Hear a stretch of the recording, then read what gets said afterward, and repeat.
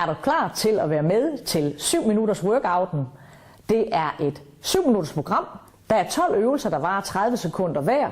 For skift, overkrop og underkrop. Lidt med puls, lidt med styrke.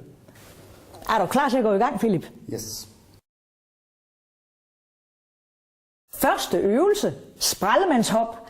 En god, klassisk pulstræningsøvelse. Du hopper bare ud og ind med fødderne. Og du må gerne fjeder godt i benene. Lidt bløde knæ. Samle ind. Det ser rigtig, rigtig godt ud. Armene behøver ikke at komme helt så højt op. Fokus på benene. Fjeder. Fjeder, det ser godt ud. Armene cirka op til skulderhøjde. Og husk at trække vejret. 5 sekunder tilbage. Ja, så er det lige ved, du er der. Godt.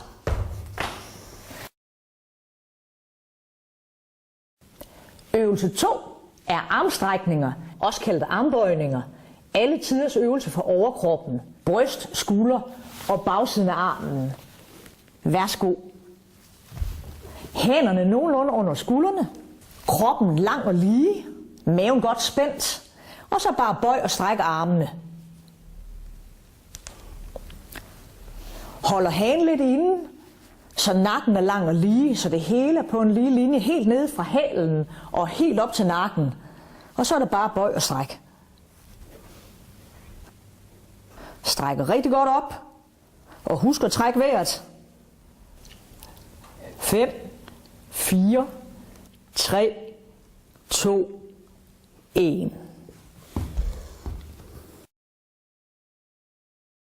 Øvelse 3 er benbøjninger, også kaldet squat. En nem øvelse, der virker rigtig godt for hele underkroppen, og samtidig med også en lille smule for mave og ryg. Afstand mellem fødderne, sådan cirka hofte-skulderbredde, og klar til at bøje ned. Værsgo. Armene går bare frem som modvægt, og fødderne trykker rigtig godt i, både forfod og hælen i, så man står rigtig stabilt. Fødder og knæ samme vej. Det ser godt ud. Hvis det går fint nok, ja, bare kom en lille smule dybere. Flot rank ryg, og hele tiden kigger fremad, så hovedet er en lille smule løftet.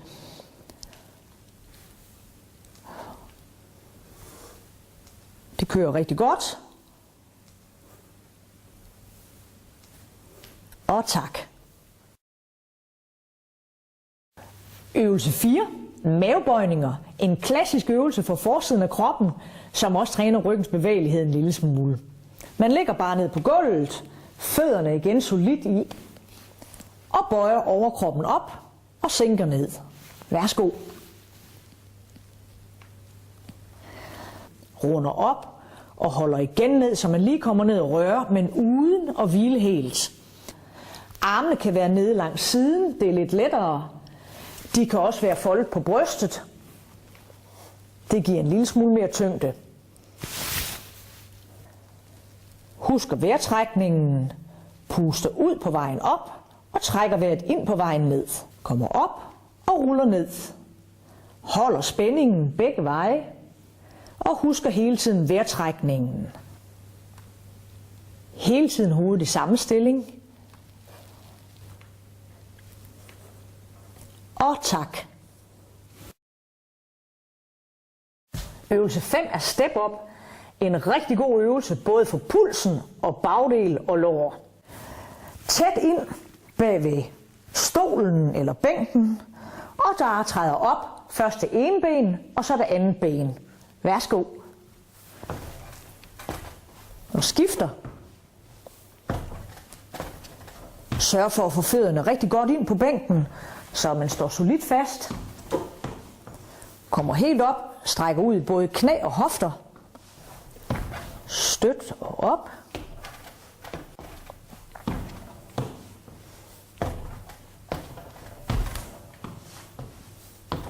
Strækker godt op.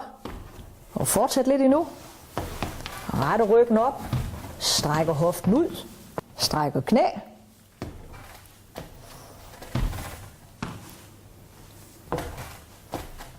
Og den sidste.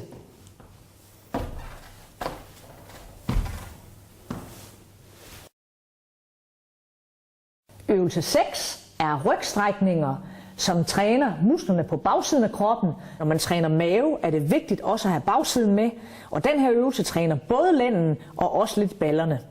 Man lægger sig bare ned på maven, lægger armene ved bryst eller tinding, og løfter overkroppen op og sænker ned. Værsgo. Løft og hold igen. Løft og hold igen. Nakken er hele tiden i lige forlængelse af resten af kroppen, så det er en lang linje, så det er lænden, der arbejder.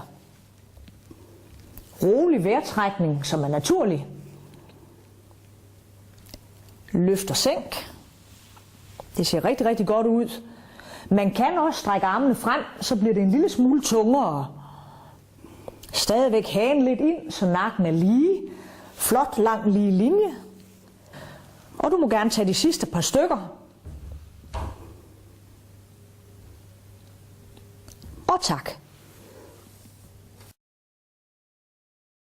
Øvelse 7 er fremfald eller lunge, hvor man træder et skridt frem med højre og venstre fod på skift. Starter med cirka hoftebreddes afstand mellem fødderne, så man står godt stabilt. Klar til at træde frem? Værsgo.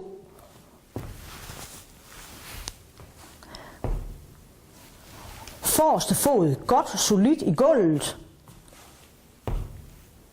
Skubber tilbage. Og kommer tilbage med lidt afstand mellem fødderne. Flot rank holdning og kigger lige frem. Når man kigger lige frem, er det lettere at holde balancen. Sørg for, at forreste knæ er godt åbent, så ikke kører for meget frem i knæet, men sænker lidt ned bagved. Og gør klar til de sidste 4 stykker.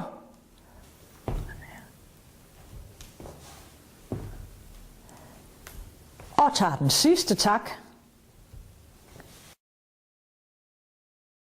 Øvelse 8 er T-armstrækninger, en variation af den almindelige armstrækning, og det er ikke så svært, som det ser ud.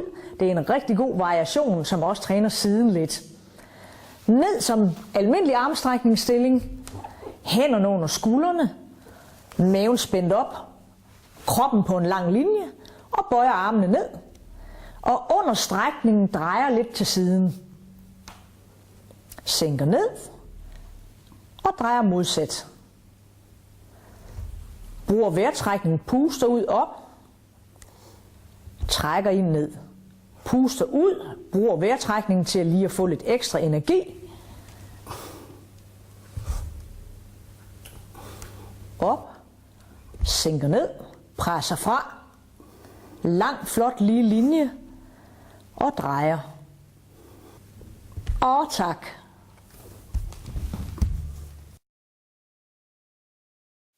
Øvelse 9 er løb på stedet med høje knæløft. En øvelse, der er rigtig god til at få pulsen op. Starter bare med at få fødderne i gang, jogger lidt.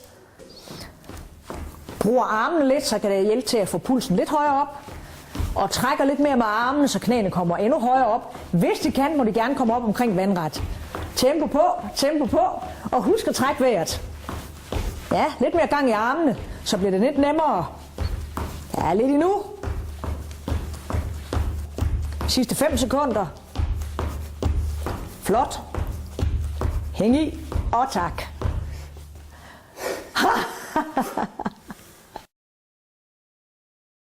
Øvelse 10 er en omvendt planke, en brostilling, som træner musklerne på bagsiden af kroppen, igen som modvægt til øvelserne for forsiden. Sætter hænderne solidt i gulvet, enten med fingrene ind mod bagdelen eller lidt udad. Sænker skuldrene rigtig godt ned, og løfter bare bagdelen op. Værsgo. Hovedet en lille smule tilbage, ikke for langt, men bare så halsen er åben, så det er lettere at trække vejret, og så der ikke er spænding omkring nakken. Spænder rigtig godt i bagsiden. Det er både for baglår, lidt for bagdel og for lænderyggen. Og igen, træk vejret rigtig dybt og roligt.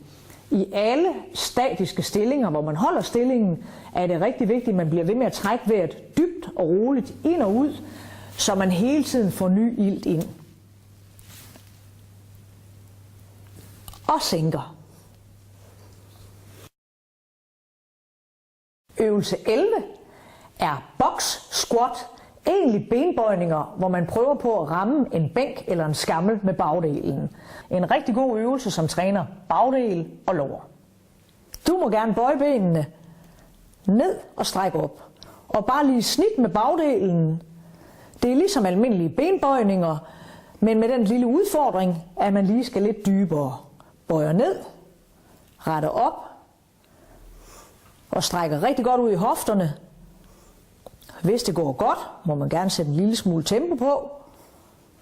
Ja. Hele tiden ryggen ret.